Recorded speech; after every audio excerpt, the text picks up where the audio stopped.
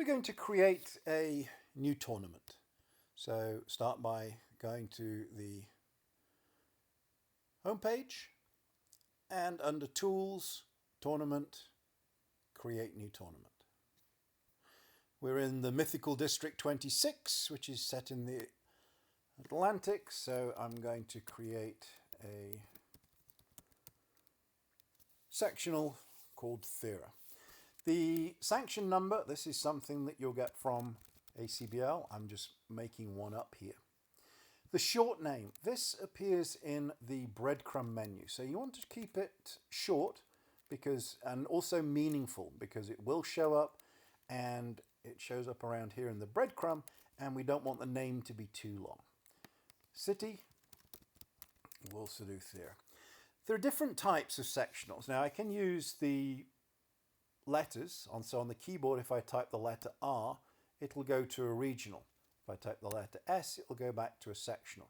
I can click on this and here are all the different types of tournaments that are supported. So if this is an NABC, pretty much every tournament is either going to be some form of regional or some form of sectional. There are different rules for some of these sectionals regarding the restrictions in the event and the number of master points awarded. So you select, I'm going to be having a sectional here, but notice what happens with the event rating for the tournament and the default event rating. If this is a regional, you see how the event ratings change. So I'm going to change that back to sectional by pressing the letter S, and we see that the event rating, that's the master point event rating for the tournament.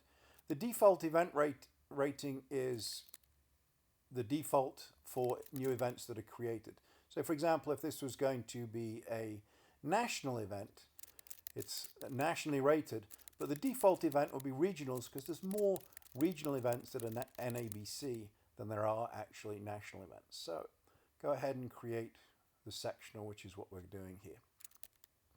The unit number.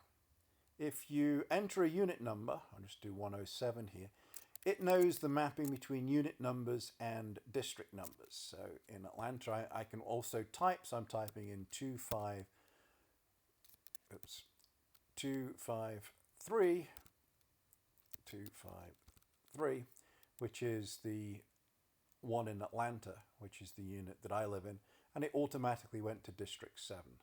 So if we find one which is not, so it knows which unit number, which district number.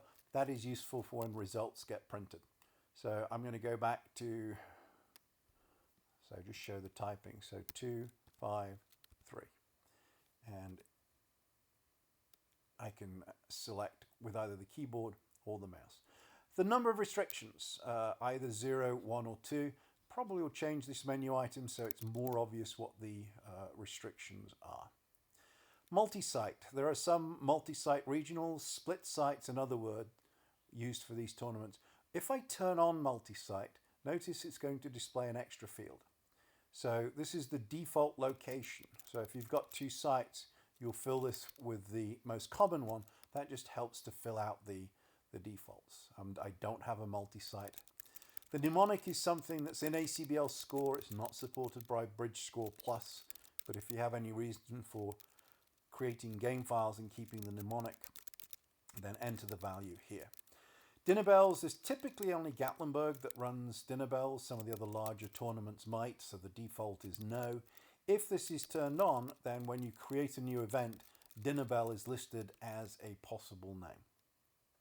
The URL is the URL for results. This currently isn't supported because we don't have all the specs from ACBL to be able to create the interface to ACBL Live yet. So this, for the moment, this is an unsupported field.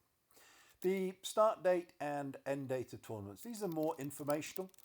We really don't enforce any checks, but if you click on the start date, you can select the date that you want and you can click on the end date. So the way this interface works, the circle is the current date. So I'm doing this on January the 21st.